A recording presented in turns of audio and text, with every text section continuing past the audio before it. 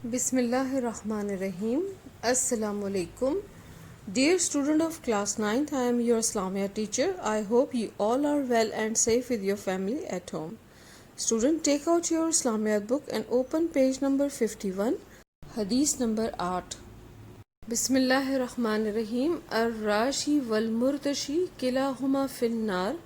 ترجمہ: رشوت دینے والا اور رشوت لینے والا دونوں آگ میں ہیں.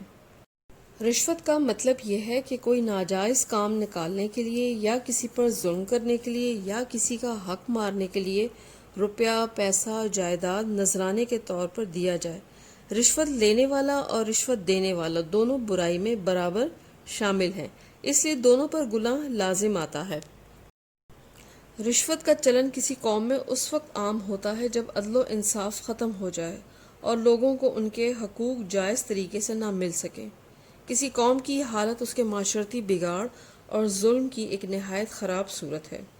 جس معاشرے میں انسانوں کے جائز حقوق کی راہ میں ظالم اہلکاروں کے ناجائز مطالبے حائل ہو جائیں، وہاں امن و سکون بھلا کیسے قائم رہ سکتا ہے؟ اس لیے رشوت دینے والا اور رشوت لینے والا دونوں کے ہی متعلق رسول صلی اللہ علیہ وآلہ وسلم نے ارشاد فرمایا کہ وہ جہنم کی آگ کا ایندھن ہے. اس وقت ہمارا معاشرہ جن بے شمار برائیوں اور خرابیوں میں گھرا ہوا ہے، ان میں سر فہرست رشوت ستانی کی لعنت ہے. افسوسناک بات یہ ہے کہ اس کا اعتراف تو سبھی کرتے ہیں، لیکن اس کے سدباب کے لیے کوئی اقدامات نہیں کیے جاتے. رشوت دینے اور رشوت لینے والوں کو عبرتناک سزا دینی چاہیے، اور خود ہمیں بھی چاہیے کہ ہم رشوت دینے اور لینے کو ناپسند کریں. اور یہ اس وقت تک ممکن نہیں جب تک ہم قرآن کی تعلیمات اور رسول صلی اللہ علیہ وآلہ وسلم کی سنت پر عمل نہیں کریں گے. امید ہے آپ کو اس حدیث کا مفہوم سمجھ آ گیا ہے. اوپن پیج نمبر 52، حدیث نمبر 9. بسم اللہ الرحمن الرحیم. من نصر قومہ علی غیر الحق فہو کالبعیر الذی ردا فہو ینزع بذنبہ. ترجمہ: جس شخص نے کسی ناجائز معاملے میں اپنی قوم کی مدد کی تو اس کی مثال ایسی ہے جیسے کوئی اونٹ کنویں میں گر رہا ہو اور اس کی دم پکڑ کر لٹک جائے تو خود بھی اس میں جا گرے. اسلامی زندگی کے ہر معاملے میں عدل و انصاف اور حق و صداقت کو قائم رکھنے کی تلقین کرتا ہے. کسی بھی معاملے میں کوئی ایسا قدم اٹھانے کی اجازت نہیں دیتا جس سے عدل و انصاف اور حق و صداقت کی ذرا برابر بھی خلاف ورزی ہو. اسی طرح مسلمانوں کو ایک دوسرے کی مدد کرنے کا اصول بھی وضع کر دیا گیا ہے، مگر شرط یہ ہے کہ مدد جائز یا نیکی کے کام میں ہو، مثلا جہاد ہو، مسجد کی تعمیر، کوئی قومی مفاد کا کام. مگر ناجائز کام، غلط کام اور برائی کے کام میں مدد نہ کرو.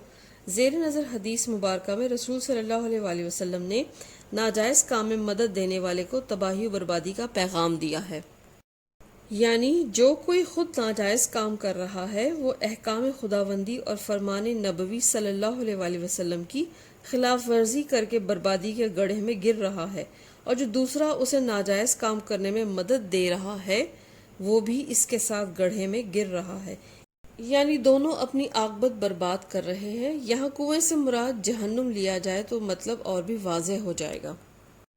اس لیے ہمیں چاہیے کہ ہم بھلائی اور نیکی کے کاموں میں قوم اور نسل یا زبان اور علاقے کی تفریق کے بغیر سچ اور حق کا ساتھ دیں، اور ناجائز کام میں کسی کا ساتھ نہ دیں، چاہے وہ ہمارا کنبہ اور قبیلہ ہی کیوں نہ ہو. امید ہے آپ کو اس حدیث کا مفہوم سمجھ آ گیا ہے. اوپن پیج نمبر 52، حدیث نمبر 10. بسم اللہ الرحمن الرحیم. ان اکمل المؤمنین ایمانا احسنہم خلقا. ترجمہ: یقیناً مومنوں میں سے کامل ترین ایمان والا وہ ہے جو ان میں اخلاق کے لحاظ سے سب سے اچھا ہے.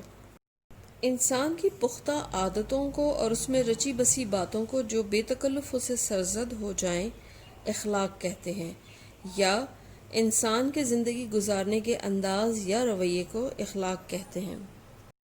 انسانی شخصیت کی اصل تصویر اس کا اخلاق ہے. جب ایک انسان دوسرے سے معاملات کے دوران حسن اخلاق سے پیش آتا ہے تو اس کی شخصیت کا ظاہر اور باطن مکمل طور پر واضح ہو جاتا ہے.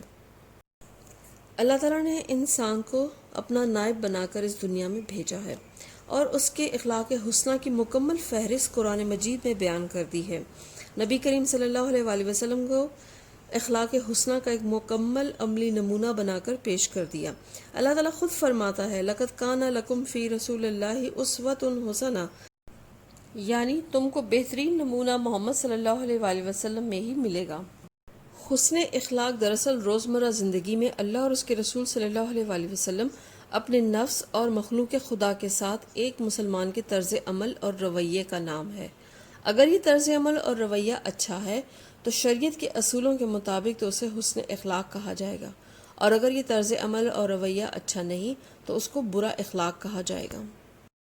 ہمیں کامل ترین ایمان حاصل کرنے کے لیے رسول صلی اللہ علیہ وآلہ وسلم کے اخلاق حسنہ کی پیروی کرنی چاہیے، اسی میں ہماری نجات اور آخرت کی فلاح ہے۔